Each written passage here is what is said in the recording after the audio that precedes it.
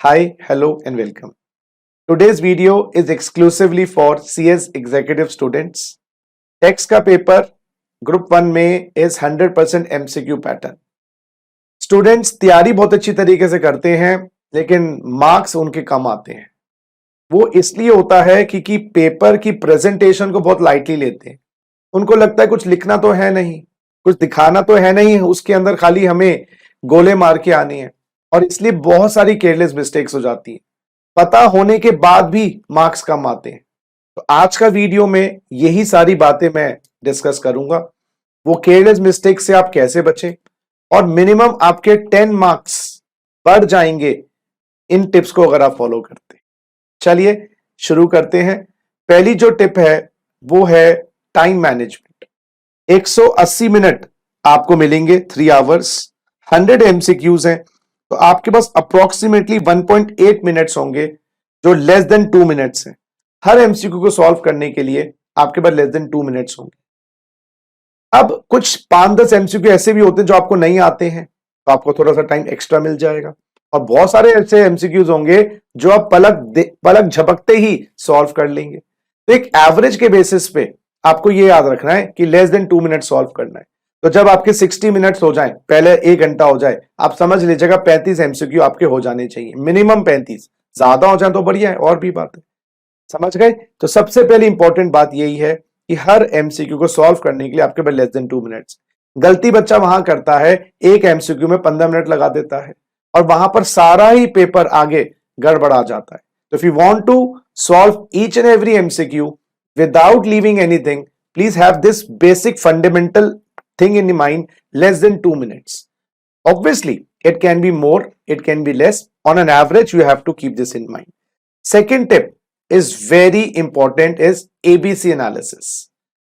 100 MCQs में ऐसा नहीं हो सकता कि आपको सारे के सारे MCQs आ सकते, और ऐसा भी नहीं हो सकता कि सारे के सारे MCQ नहीं आते होंगे. सबसे पहला काम जब आप पेपर स्टार्ट करें सॉल्व करना, मैं बोलता हूं लेवल ए क्वेश्चंस ढूंढिए. क्वेश्चन नंबर 1 पढ़ा, आता है नहीं आता छोड़िए. क्वेश्चन नंबर 2 पढ़ा, आता है करिए. ये लेवल ए क्वेश्चंस के होते हैं जो इजीएस्ट है, क्योंकि आपको कुछ ऐसे क्वेश्चंस होंगे जो देखेंगे और आपको आता है, जो देखते ही आंसर आ जाएगा, तो वो स्टार्ट करिए ढूंढना. तो क्वेश्चन नंबर 4 नहीं आता, 5 पे आइए. 5 नहीं आता, 6 पे आइए. 6 नहीं आता, 7 पे आइए. इससे क्या फायदा होता है? स्टार्टिंग के कुछ क्वेश्चंस पेपर सेटर जानबूझ के मुश्किल रखता है, 10-15 क्वेश्चंस. वो चाहता है बच्चा उसमें फंस जाए और आगे उसका पेपर खराब हो जाए, क्योंकि papers are not test of your knowledge, they are test of your planning abilities also. तो जहां जहां आपको क्वेश्चन आते हैं पढ़िए, जहां पर दिमाग भी नहीं लगाना उसको बोलूंगा level A questions, easiest. Approximately होंगे 40 to 50 क्वेश्चंस जो आपको पलक झपकते ही इनका आंसर आता है. तो अगर आपने लेवल ए क्वेश्चंस पहले कर लिए तो आपको टेंशन खत्म. या आपने भाई 40-50 नंबर के क्वेश्चन तो पहले ही कर लिए, आप तो पास हो गए. तो आपको रिलैक्सिंग और कूलिंग इफेक्ट देगा. फिर जब लेवल 1 या लेवल ए को चेक कर रहे होंगे, उसी वक्त आपको पता चल जाएगा कुछ क्वेश्चंस ऐसे हैं जो आते तो हैं, उसमें कैलकुलेशन करनी है, तो वहां पर एक हल्का सा डॉट लगा लीजिए.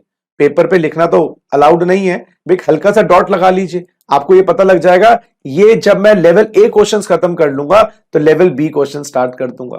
तो लेवल बी क्वेश्चंस वो होंगे जो हमने लेवल ए की स्कैनिंग कर रहे होंगे उस वक्त हमें मिल गए होंगे. वो क्वेश्चंस आते हैं, थोड़ा टाइम लगाएंगे. समझ रहे हैं? फिर आप जब क्वेश्चंस लेवल बी वाले भी फिनिश कर लें, उसके बाद कुछ क्वेश्चंस ऐसे होंगे जिनका ना सिर पता होगा ना पैर पता होगा. वो होंगे लेवल सी क्वेश्चंस, कॉम्प्लेक्स, जिसमें थोड़ा सा दिमाग लगाएंगे. अगर आंसर आया तो बढ़िया, नहीं तो छोड़ देंगे. और ए और बी लेवल्स के क्वेश्चंस अप्रोक्सीमेटली 85% के आसपास आपको आते ही होंगे अगर आपने तैयारी अच्छी करी है. ठीक है, चलिए इस एबीसी एनालिसिस का काम करिएगा, जहां पर लेवल ए सबसे पहले अटेम्प्ट करेंगे स्कैनिंग करते वक्त. उस वक्त आपने लेवल बी क्वेश्चन ढूंढ लिए होंगे, और लेवल सी वाले वो क्वेश्चन होंगे जो आपको आते ही नहीं होंगे. Leave them alone. तीसरी टिप है multiple choice questions. MCQ means this, लेकिन MCA means multiple choice answers. दोस्तों जरूरी नहीं है कि ए ऑप्शन ही आंसर होगा, कभी कभार बी ऑप्शन भी हो सकता है, क्योंकि मल्टीपल आंसर्स भी हो सकते हैं. तो multiple choice question does not mean single answer in ABCD. It can be A, it can be B, it can be C. सब certain condition fulfilled, A option. Certain condition fulfilled, B option. तो always keep this into mind कि अगर आप दुविधा में आ रहे हैं, A भी आपको सही लग रहा है, जैसे इनकम टैक्स में रेजिडेंट माने तो A, B नॉन रेजिडेंट मान के आंसर आ रहा है. 115 BAC में कवर्ड है तो A आ रहा है, 115 BAC में कवर्ड नहीं है तो B आ रहा है. डोंट वरी, आप दोनों में से जो बेस्ट ऑप्शन है वो चुन लीजिए. जरूरी नहीं है कि एक ही आंसर सही होता है. It can be multiple answers also. Yes, some answer is 90% right, some answer is 80% right.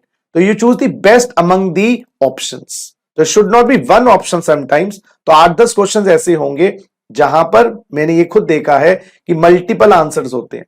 तो उसमें टेंशन लेने की जरूरत नहीं है कि बार बार कैलकुलेट करो. नहीं, ए आना चाहिए, बी भी हो सकता है. तो tick the best amongst the all. ठीक है, इस बात को याद रखिए.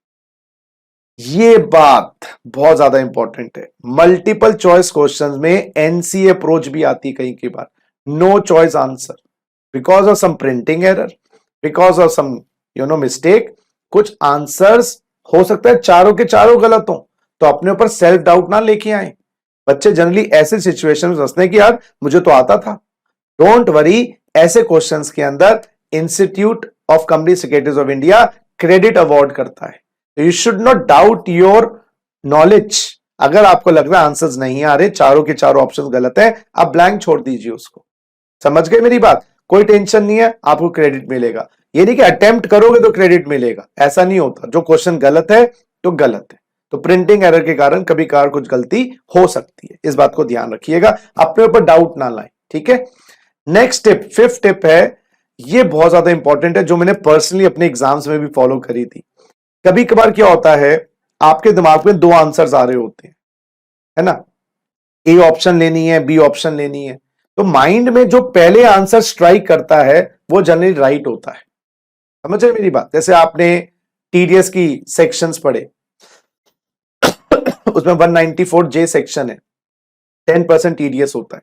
आपके हमारा 10 आता है या सिर्फ 5% होता है, कंफ्यूजन हो रही है आपको. तो जो माइंड में पहले स्ट्राइक करेगा ना, वो आंसर सही होता है. यस. तो जब आपके पास 2 आंसर्स या 2 चॉइसेस होते हैं माइंड में, and you don't know which option to take, then my experience is the first option that comes instantly in your mind is the best answer. और इसको आप कोरिलेट भी कर सकते हो एमसीक्यू के साथ कि भाई एमसीक्यू के जो आंसर्स हैं उससे मैच कर रहे हैं या नहीं. So when in doubt take the first option. Yes. 6th tip, don't attempt if you don't know. ये सबसे बड़ी गलती स्टूडेंट करता है. क्या होता है, बच्चे को 50 एमसीक्यू आते हैं, 50 के 50 अटेम्प्ट कराया, 50 गलत भी कराया. बोलता है सर 50 तो मेरे सही हैं, लेकिन जो 50 गलत कराया उसके साढ़े अप्रोक्सीमेटली 12.5 मार्क्स. इसको राउंड ऑफ करके कह लीजिए, चलो लो राउंड ऑफ कर दीजिए, 12 नंबर. 12 नंबर तो कट जाएंगे. 12 नंबर कटते ही आप फेल हो गए. तो आप सही तो थे 50 क्वेश्चंस में, लेकिन जहां पर आप गलत हुए वहां पर आपके 12.5 नंबर, क्योंकि 1/4 मार्क्स कटता है ना एक गलत आंसर का. तो 50 गलत हो गए तो आपके 12.5 नंबर कट गए. 12.5 को जो लोअर पे भी ले जाएं तो 12 नंबर कट गए. तो इसलिए गाइस बहुत इंपॉर्टेंट है, if you don't know the answer don't attempt. यहां पर कोई इंप्रेशन जमाने की बात नहीं है. ठीक है. चलिए, नेक्स्ट टिप आपकी जो है डिफिकल्टी लेवल पेपर का. ये दिमाग में रखिए, 25% ज्यादा नहीं होता. मुश्किल से मुश्किल पेपर भी आ जाए, लास्ट के जब से सीएस एग्जाम्स आए भी हैं, मुश्किल से मुश्किल पेपर भी आ जाए, 25% डिफिकल्टी लेवल होता है. तो बच्चों को हमेशा डर ये रहता है पता नहीं पेपर कैसे आएगा. 25% डिफिकल्ट है ही नहीं, तो 75 नंबर का पेपर आपका हमेशा ऐसा होगा जो आपने पढ़ रखा है उसमें से आएगा. तो this will help you to improve your confidence. डरो मत, इंस्टीट्यूट आपको पास करने के लिए बैठा है. यस, पेपर्स के साथ वो प्ले करते हैं, वो चाहते हैं कि बच्चा थोड़ा सा स्ट्रांग बने. तो इसलिए इंटेंशन इंस्टीट्यूट की पास करने की है. थोड़ा सा घुमाएंगे तो वो मैक्सिमम 25% होगा. तो अगर 75% पेपर भी सही अटेम्प्ट कर लेते हैं, you can easily get 75 marks. तो डिफिकल्टी लेवल मैंने अपने एक्सपीरियंस से भी नोटिस किया है, कभी भी 25% ज्यादा नहीं होता. और ये तो वैसे हर पेपर के लिए है, चाहे टेक्स्ट का पेपर हो कोई और हो। नेक्स्ट टिप देखते हैं, before solving a practical question link with learned section. जब भी प्रैक्टिकल क्वेश्चन सॉल्व करें उसको लिंक करें उस कॉन्सेप्ट से जो माइंड में है। तो अगर क्वेश्चन आता है टैक्स लायबिलिटी निकालने का, तो आप बिना सोचे समझे टैक्स निकालना शुरू ना करें, चेक भी तो करो कि हमने क्लास में जब पढ़ा था टैक्स निकालने से पहले देखना पड़ेगा वो रेजिडेंट है, नॉन रेजिडेंट है, वो इंडिविजुअल है, कंपनी है, 115 बीएसी में इंडिविजुअल आता है या नहीं आता है। तो बहुत सारे फैक्टर्स होते हैं। तो even don't jump to solve any question. Before solving a question it's always very important that you link it with the section, replay करो माइंड में उसकी ऑप्शंस क्या हैं, and then you try to solve it. कि जो instantly देखते ही solve करते हैं, बाद में पता चलता है कि सर उसमें ये ऑप्शन नहीं थी, मैंने लगा दी। It is very important that before solving a question try to remember the notes, try to remember the provisions, replay in your mind, and then you solve it.